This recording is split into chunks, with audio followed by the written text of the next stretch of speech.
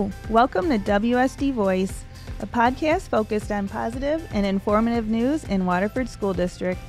I am your host, Sarah Davis, the Director of Communications and Community Relations, and I am here with Waterford School District Superintendent Scott Lindberg. For those of you who are watching this podcast today on our YouTube channel, you may notice a little bit of a different setup. We had been sharing a studio with Media Network, but with our growing podcast, we realized we needed more space of our own, so here we are. And as happy as we are to have this new studio, we did want to thank Media Network for sharing their space and equipment with us for the past 2 years. Yes, it was because of that partnership that the podcast was even able to get going a couple years ago, so we're grateful to them and the partnership indeed. Well, so now on to our podcast topic today. We have a couple of our middle school principals, and we're here going to talk about teaming at the middle schools, 6th, 7th, and 8th grade.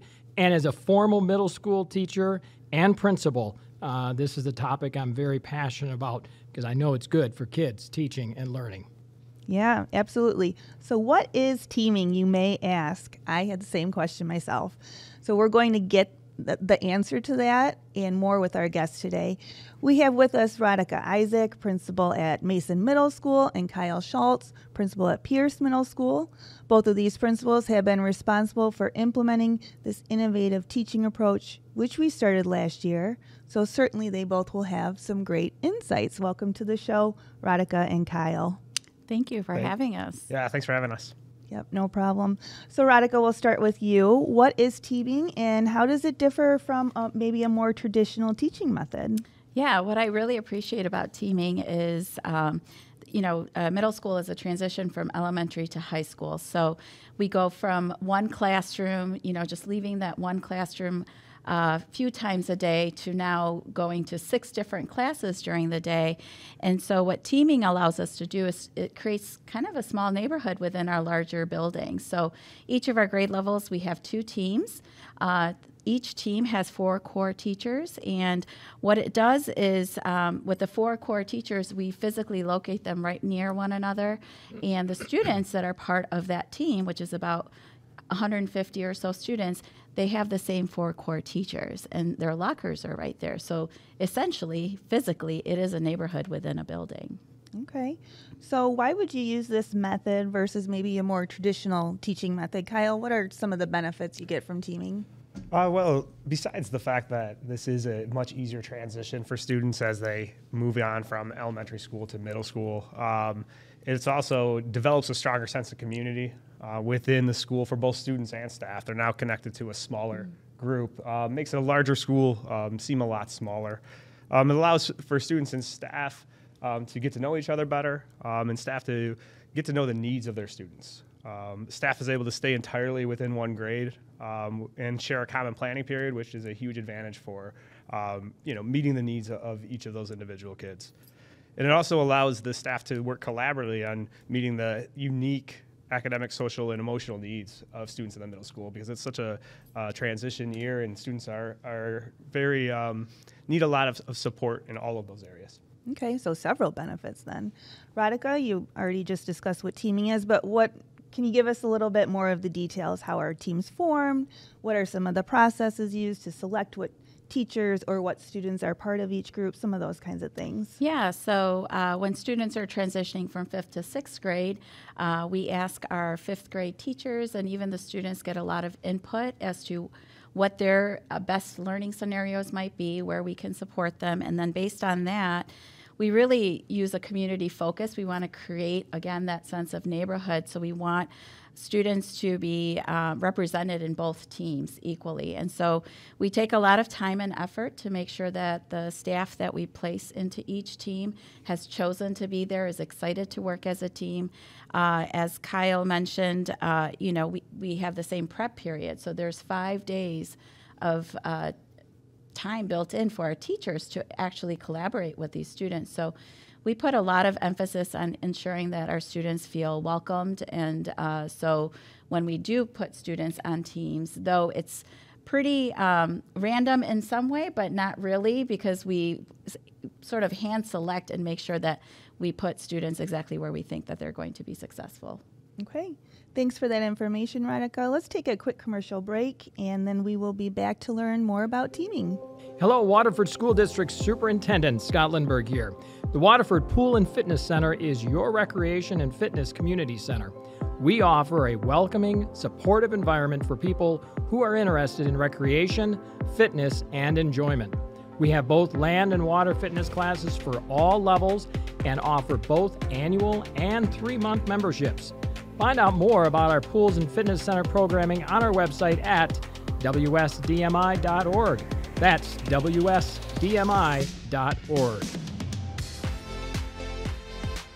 Okay, and we're back again with Radhika Issac, principal at Mason, and Kyle Schultz, principal at Pierce, to discuss teaming in our middle schools. So it's obvious from this discussion that teaming requires a lot of partnership, which sometimes can result in other challenges. Kyle, there have been many challenges, I'm sure, that have come up. Can you kind of talk about some of those challenges, how you've worked through those, a couple of examples of that? Yeah, I think the number one challenge was that this was a new model for almost all of our staff. And so it was a challenge for us to figure out how to maximize the advantages of teaming. And we've done that a couple ways through professional development, both at the district level and at the building level, utilizing PLC meetings and having not only academic area meetings, but also grade level meetings in order for them to work together and collaborate. And then also allowing teachers to use their conference period to problem solve, whether it be issues within the team that they need to work out or how they can best support some of the students on their team. Okay, Radhika, any challenges from Mason? Yeah, similar to what was already shared, I'll just add on to that along with the professional learning. One of the things that we've offered our staff is to come in and model. I have staff that came from buildings and experiences that included teaming practices. So we're capitalizing on the wealth of knowledge that's already in the building. We also, the biggest challenge is really practicing our restorative and making sure that we are restorative as a group of adults and then also with our students. It has afforded us opportunities to really, whenever there's a conflict, which there's always conflict, whether it's in the classroom, in the hallways, not getting along with a teacher or disliking something that's happening, the teaming model really allows our staff to meet together and to collaborate. And we've had restorative circles with staff and students to then, again, our focus is building that community. So that was a challenge that I did not anticipate. However, it's something that we've discovered that's been an asset. Okay. And then now kind of reversing that question, if you could give some positive examples of how teaming has worked. Radhika, why don't you just keep going? And then Kyle, you can follow up after her. Yeah, I'm a big proponent of teaming, so I have a lot of positives that came from that. The biggest positive for me is that students know that they belong here. There's somebody on the team. We don't get along with all the adults that are here to support us, but we get along with some. And teaming allows students to build those relationships in a more meaningful way. With 6 different teachers, if the teachers, 4 of them we know talk to one another, I have the same 4 teachers as my classmates do, and that in itself allows the students to feel comfortable, to know that, I get to start over every class period, but also if I'm having a tough time, my teacher is going to have my back into the next class and let my next teacher know if there is something that they need to be mindful of. So it has been amazing to create that sense of belonging. That's certainly a very large positive for us at the middle level in Waterford. Yeah, nothing so important as that sense of belonging, huh? All right, Kyle?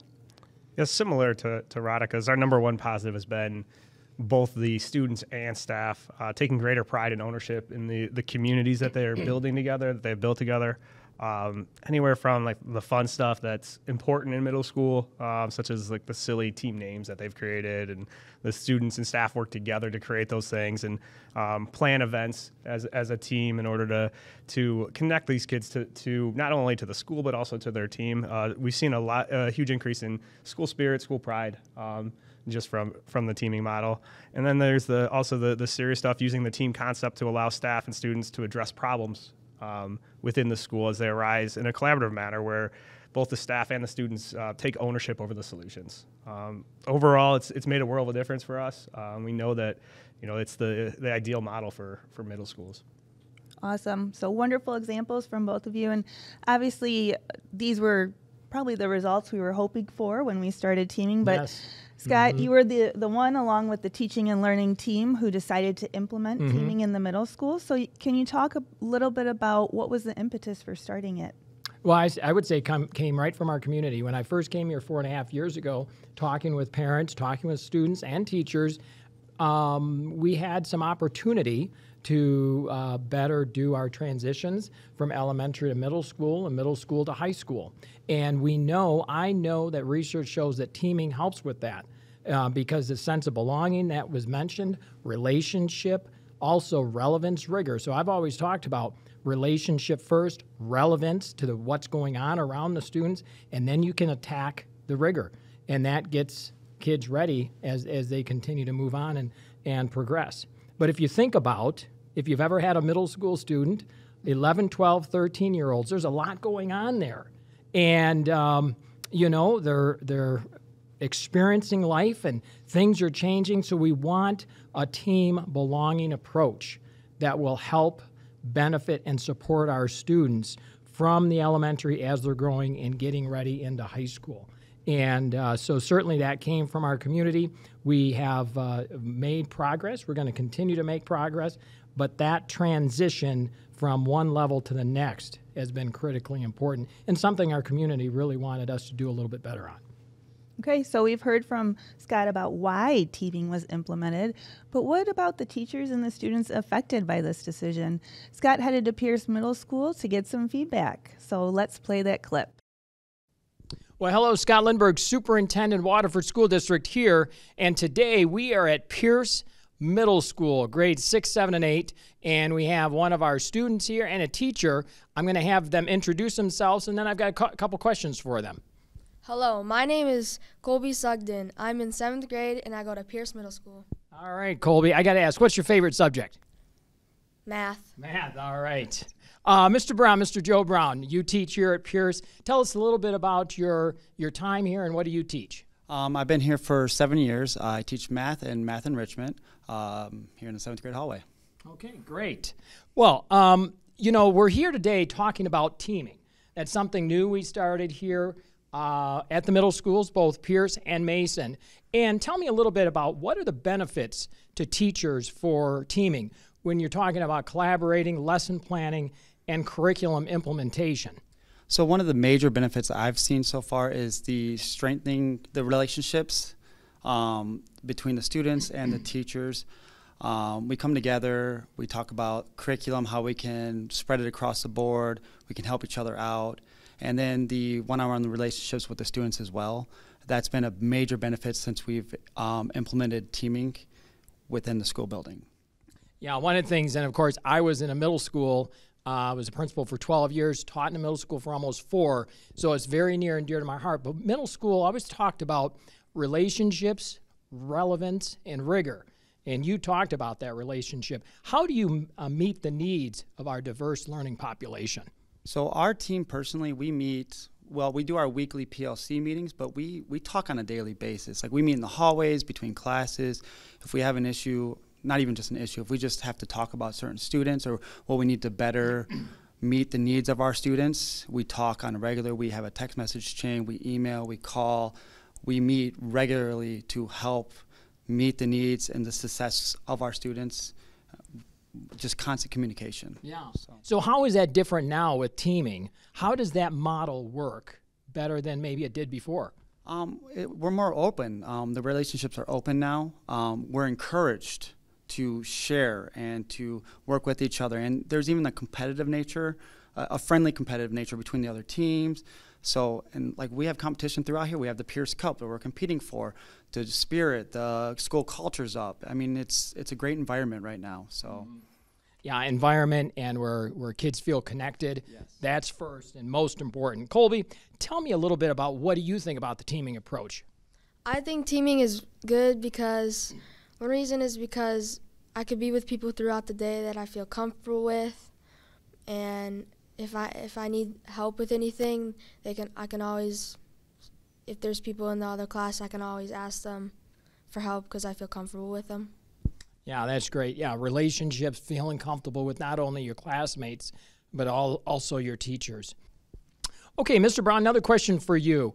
When we're talking about academics, the four of you teachers on a team working together, how do you ensure that academic success for all of the students on the team is paramount to everything you do every day? So a great example this year is we've implemented Dreambox in Lexia, and we spread that across both, math teacher to the science teacher with Dreambox. And if they're not meeting their goals in the math class with Dreambox, the science teacher, I'll give a list, and she'll make sure or try to make sure that those students get those 5 lessons. Same with the language arts teachers, social studies, they'll be on Lexia. If they don't meet those set goals, they'll hop on Lexia and social studies and do that. I do the same thing with missing assignments. If we have a lot of missing assignments in math or social studies, science, they can do them in other classes if they have time, like downtime. And our whole team is on the same page with that, as long as they're not doing it during class time. So we are all on the same page. We communicate that, and the students know that as well. We have that structure, and we accommodate to the students that need that help. So. Excellent. So all focused on relationships, relevance, rigor, helping students be successful in all they do. So again, we're here today at Pierce Middle School with Mr. Brown and Kolbe. Thank you to you both for spending some time with us today. Thank you. Okay, great feedback and positivity from our teacher Joe Brown and student Kolbe, both from Pierce there, about the beauty of teaming and how it is working for them. As I stated earlier, our district is relatively new to teaming. We just started it at the middle schools last year. So with that being said, Radhika and Kyle, looking ahead, what do you envision for the future of teaming in the middle schools? And Scott, if you have any insight into this, that's great too. So whoever wants to go first. Yeah, I'll go first. I'll make that decision for us. I honestly, I think teaming, every scenario has its pros and cons, right? Every scenario, you have to give something to then gain something. And teaming does have its challenges, creating a master schedule. These are all adult challenges, by the way. Creating a master schedule, trying to make sure that we are able to meet the needs of all of our students with their specific plans, things like that.